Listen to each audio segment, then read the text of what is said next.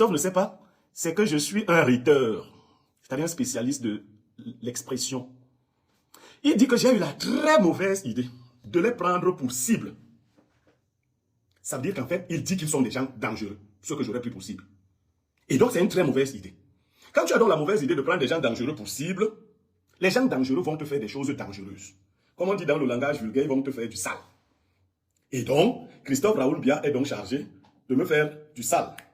Il est chargé de me faire du sale. Il faut qu'on mette le... Il est chargé de me faire du sale. Mais essayons de voir le sale que Christophe Raoul Biya fait. Et examinons. Je suis sûr, Biya est en train de suivre le live. Et il va beaucoup en apprendre. Il va en apprendre des choses. Et il sera réconforté. Alors, j'ai eu donc la très mauvaise idée de les prendre. Parce que c'est lui qui le dit. Et il va citer les noms des personnes que j'ai eu la mauvaise idée de prendre pour cible. Je vais dire que dans mon propos, je vais, comme je l'ai promis, éviter... Et puis, mais nous ne le calculons pas. Nous parce ne que nous le calculons estimions bon. que nous avions un combat beaucoup plus rude à livrer face à la désinformation venant des lanceurs d'alerte. Alors, Christophe Biya dit qu'ils avaient un combat beaucoup plus rude à livrer face à la désinformation. Et moi, j'aurais profité donc, pendant qu'eux, ils étaient dans un combat plus important, j'en ai profité pour leur faire des enfants dans le dos. C'est pour cela qu'ils ne se sont pas vite occupés de moi. Maintenant qu'ils ont fini avec le premier combat qui était rude, et on ne sait pas qui leur a confié ce combat, on va revenir. Ils avaient donc des combats. Et quand ils ont fini là-bas, lui s'est dit, je vais m'intéresser à ce grand frère qui a osé nous prendre pour cible. Et je dis encore là parce que c'est ses expressions, j'ai dit que je ne vais pas m'attaquer aux gens qui ne m'ont pas encore attaqué. Qu'est-ce qu'il dit? Ils ont profité pour nous lancer des pics. J'ai profité. Il nous traite des gamins, il nous traite des insolents, il fait tout. Voilà. Alors les pics, ceux qui me vaut les attaques de Christophe Biya, c'est que je les ai traités de gamins. Donc, Christophe Biya estime qu'il n'est pas un gamin. Il n'est pas insolent. Je les ai traités de gamins et d'insolents. Alors, c'est quoi un gamin? Un gamin, c'est un individu qui est situé entre l'âge pubère et l'âge de l'enfance. Il est là. Mais, plus rigoureusement, un gamin, c'est celui dont les comportements indiquent une absence de maturité. Est-ce que Christophe Biya est un gamin? C'est vrai qu'il est gamin. Cela saute aux yeux, il est gamin. Il n'y a pas longtemps que Christophe soulève normalement son pantalon. Je lui avais fait la remarque il y a longtemps. On soulève le pantalon. Je parle de lui là. Et puis, est-ce qu'il est insolent? Il est insolent. Même en m'insultant, en disant ce qu'il a dit, il est insolent. Donc, je n'ai rien inventé. Mais je voudrais qu'on écoute Biya et qu'on parle de ce que Biya a dit. Nous sommes tout autant surpris de voir que c'est lui qui engage des hostilités comme ça vis-à-nous de nous. Nous sommes tout autant surpris de voir que c'est lui qui engage des hostilités comme ça vis-à-vis de nous. Ça veut dire que nous appartiendrons à une même caste. Et je me serais désolidarisé de la caste. Et je leur aurais fait un coup bas. Parce qu'ils sont surpris, dit-il. Il est encore le porte-parole. Nous sommes tout autant surpris. Donc, il se serait attendu, selon Biya, que je ne dise pas qu'ils sont des gamins, qu'ils sont insolents. Mais ils sont surpris. Donc, il vient en réaction. J'ai d'abord envie de dire à Biolo Niamek qu'il ne faut jamais oublier d'où on vient. Oui. Il y a un film qui est très connu dans ce monde cinématographique, dans le monde cinématographique, le 7e art. Souviens-toi de l'été dernier. Biolo Niamek, que vous voyez, qui impressionne certains par son aisance linguistique et son art oratoire, assez impressionnant aussi parfois. Ok. Christophe Biya me dit de me rappeler d'où je viens. J'impressionne certains par mon art oratoire, mon aisance linguistique parfois. Donc Biya m'évalue. Il peut m'apprécier, mais là, il m'évalue parce qu'il dit parfois. Donc parfois, ce n'est pas bien, parfois c'est bien. Et donc, il faut que je me souvienne d'où je viens. Je vous fais l'économie de ce qu'il dit là. Non, il faut que vous suiviez. Ça vient il n'est pas un gars qui vient du monde de la communication. Je ne suis pas un gars qui vient du monde. Le c'est un enseignant vacataire de philosophie qui n'a pas réussi dans ce domaine et qui, par imposture, s'est retrouvé dans le domaine de la communication. D'accord. Bon, le travail a commencé.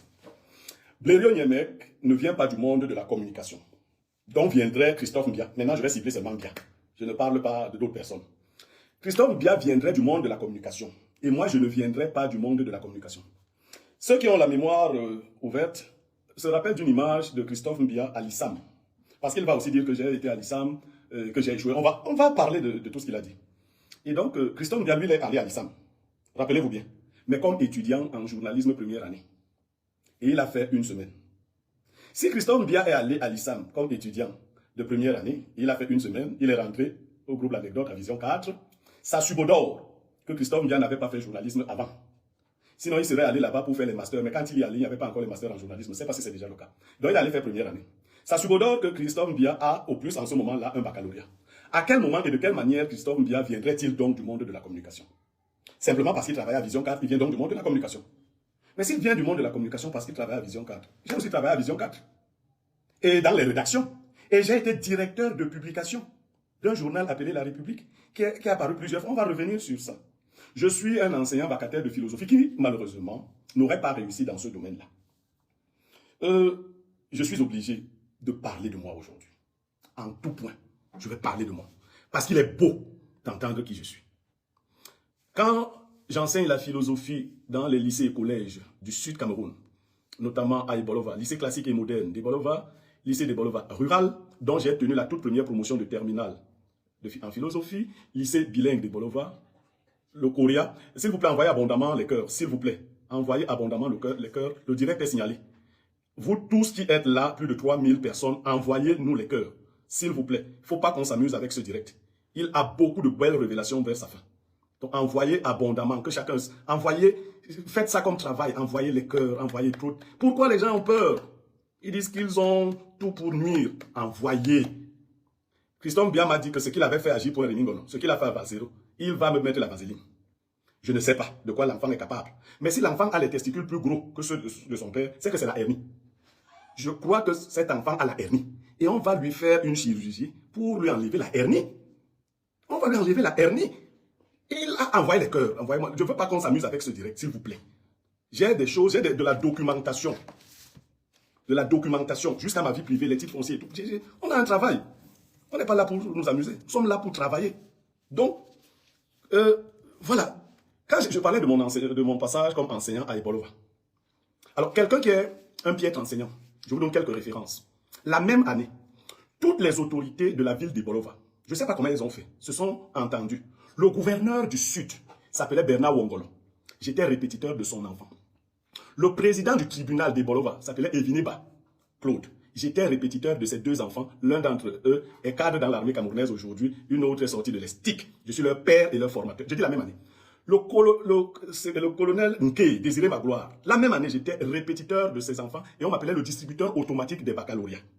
J'enseignais la philosophie, le français et l'anglais. Peut-être bien ne le sait pas. Je suis camarade de classe de Ernest Obama. Vous vous rappelez du reportage de mon petit frère Christophe Raoul Mbia sur J.Remingono. Il avait fait un reportage dans le village de J.Remingono. Envoyez les cœurs, s'il vous plaît. Envoyez abondamment les cœurs. Il avait fait un reportage sur J.Remingono. Et après, il avait demandé pardon. Récemment, il a demandé pardon et tout. Et il a dit qu'il faisait ça sur commande. Qui vole une fois, volera deux fois. Donc, en fait, Mbia travaille sur commande. Qui est son commanditaire, cette fois-ci, on saura. Mais, il avait demandé pardon. Seulement ce que je voudrais vous faire remarquer dans le reportage en question, c'est que Christophe Raoul Mbia avait reçu de l'argent pour donner à certains membres de la famille de J.Remingono pour qu'ils témoignent contre J.Remingono, d'une part. Mais d'autre part, des gens qui sont dans le reportage avaient été ramenés de Yaoundé. On les avait pris à Yaoundé, on les a amenés là-bas, juste pour les besoins de la cause. Ils parlaient donc, et il y avait des collègues que j'avais reconnus. Ils parlaient donc, comme s'ils étaient du village de J.Remingono. Christophe Raoul Mbia filmait et il posait la voix. Vous qui prenez les gens pour vous défendre, pour salir les gens, c'est ce genre de personnes que vous prenez. Celui qui vient devant la loi doit montrer, pas la doit avoir les mains propres. C'est un tel passé. C'est ça les gens qui défendent la République. C'est quelle République? La rue publique ou la République? Voilà, il avait présenté ses excuses pour redorer son blason, pour revenir sur la scène médiatique. Parce qu'ils estiment qu'on peut dire aujourd'hui une chose, demain dire le contraire. Comme les Camerounais ne retiennent même pas ce que les gens ont. Bon, d'ailleurs, les Camerounais sont miséricordieux, ils pardonnent facilement. Ils vont vous pardonner et vous allez continuer. Et comme ils ont les vues, les likes, Facebook, YouTube et autres, il faut s'attaquer à tout le monde. Celui qui a dit à Mbia de ne plus me répondre, lui a menti. Il faut qu'il me lave. Parce que moi, je ne vais pas inventer de choses, je ne vais pas m'attaquer aux petitesses. Je vais démontrer le genre de nouveaux journalistes que notre République a pu fabriquer et qui sont présentés comme des modèles que d'autres jeunes devraient copier. Pour qu'on voit le niveau de décadence que nous avons atteint. Parce que c'est ça mon objectif. Il faut qu'on voit le niveau de décadence atteint par notre société. Alors, écoutons. Très bien. Il avait amené ce grand frère à la Vision 4, j'y travaillais déjà. Et Blaireau Niémec vadrouillait là dans les couloirs jusqu'à un jour où son amitié avec Ernest Obama lui avait permis d'être nommé par le président directeur général à l'époque, M. Jean-Pierre Amoblinga, chef service du personnel. D'accord. Christophe bien dit donc que Ernest Obama m'avait amené à Vision 4, je vadrouillais, et un jour, mon amitié avec Ernest Obama a fait que le PDG, Amogo Belinga, me nomme chef service du personnel en remplacement de Mme Loveline Ndje. Il est bon que je clarifie donc. Je suis à l'école doctorale en 2012. 2012, 2013, 2014. J'ai un camarade qui s'appelle Télé Célestin. Il est pasteur, il est prêtre, il est même déjà évêque orthodoxe. Donc il nous suit même là. Il est évêque orthodoxe. Il assiste aux émissions de Nathan Amougou. Et une des émissions de Nathan Amougou s'appelle Sans Tabou, c'est une émission de mystère. Un jour, ils ont un débat, ils projettent un débat sur la Rose-Croix à Morgue. Et le camarade Télé Célestin dit à Nathan Amougou que vraiment lui n'en sait pas grand-chose, mais il va contacter un camarade de classe qui en sait suffisamment. Et le camarade pourra venir parler de ça. Télé vient en classe, le père Télé, Monseigneur Télé, et il me fait la proposition. Je n'étais jamais passé sur un plateau de télévision. J'accepte, il me donne le contact de Nathan Amougou. Et je vais donc à l'émission, c'était un jeudi, ça s'appelait Sans Tabou. Je participe à l'émission. Pendant que je suis sur le plateau, Ernest Obama, qui est directeur de Vision 4, mon ancien camarade et ami, appelle Nathan Amougou. Nathan ne prend pas, il lui écrit, il lui dit « Envoie-moi le numéro de Blériot, c'est mon ancien camarade. » Et le PDG du groupe L'Anecdote dit que désormais, puisque nous venons constamment, qu'on nous donne des frais de route, on vote un budget de 100 000 francs pour chacun d'entre nous. Je passe à ces émissions, je ne suis pas personnel de Vision 4. Je viens le jeudi et je viens le samedi. Point. Un jour, je vais rendre visite à Ernest Obama, en journée vers 16h. Nous ressortons de son bureau vers 17h. Envoyez les cœurs. Notre direct est attaqué, s'il vous plaît. Ne permettez pas à ceux qui ne veulent pas suivre la vérité de s'amuser. On ne va plus s'amuser. Facebook, envoyez-nous les cœurs. YouTube, envoyez les cœurs, s'il vous plaît. Abondez. On est sérieux là, s'il vous plaît. Envoyez-nous les cœurs, s'il vous plaît. Donc, je vais rendre visite à Ernest Obama. Nous sortons de son bureau. Nous nous arrêtons parce que le PDG du groupe L'Anecdote, M. Jean-Pierre Amoblinga, est en train de partir. Je ne l'ai jamais vu. Mais il a garé son véhicule et il est en bras de chemise. Il a laissé son costume à son garde de corps. Il fait un tour et il s'arrête. Et il regarde du côté d'Ernest Obama et il me voit. Il me dit, vous, venez. Je viens vers lui. Il me dit, c'est vous, M. Niemek? Je dis oui. Il dit, venez me voir demain à 11h. Je dis, bien reçu, PDG. Je vais vers Ernest. Je lui dis, il m'a dit de venir le voir demain à 11h. Obama me dit, mon ami, mon frère, ah ben si tu as un problème de 200 000 au quartier, sache que c'est déjà résolu. Il t'apprécie beaucoup, hein? Il va te donner de l'argent. Voilà. Je viens le lendemain à 11h, un peu avant 11h. Je trouve que le PDG a dit qu'il ne reçoit personne. Mais son garde de corps, Francis, c'est un gars, un officier de police, me reconnaît, il dit non, il a demandé hier à ce monsieur de venir le voir. Et pendant qu'on discute, le PDG, c'est après que je saurai, il a une caméra dans son bureau, il me voit, il ouvre la porte de son bureau et il me dit, entrez, j'entre. Dès que j'entre, M. Amougou Belinga me demande, veux-tu travailler avec moi? Alors, vraiment, je lui réponds tout de suite oui. Il me dit donc, tu vas aller faire un dossier et tu viendras me le remettre. Il met la main dans la poche, il sort un paquet, il me remet, c'est 100 000. Et il y a un billet de 10 000 qui s'est collé sur le paquet de 100 000, donc c'est 110 000. Je descends, je vais au bureau d'Ernest. Je lui dis, j'étais là-bas, il me dit, t'as donné combien? Je lui dis 100 000. Mais il y a un billet de 10 000 qui s'est collé là. Il me dit, oh, tu n'as pas eu beaucoup de chance avec lui. Oh, il n'a eu ton chance. Mon ami est convaincu que je lui mens. Il me dit, et je lui ajoute, il m'a dit, non, d'aller faire un dossier et de venir le voir avec. Il me dit, ah là, je comprends. Il va te trouver une place quelque part, une bonne place, il t'apprécie beaucoup. En temps, je ne dirais pas que mon ami ne m'avait pas encore dit par le passé que le retour était bon. Bon, je ne l'en accuse pas, mais je ne le savais pas. Je reviens 2 jours après avec le dossier. Je suis recruté un lundi au groupe L'Anecdote, affecté à la direction générale, et le mercredi de la même semaine, je suis nommé chef du personnel.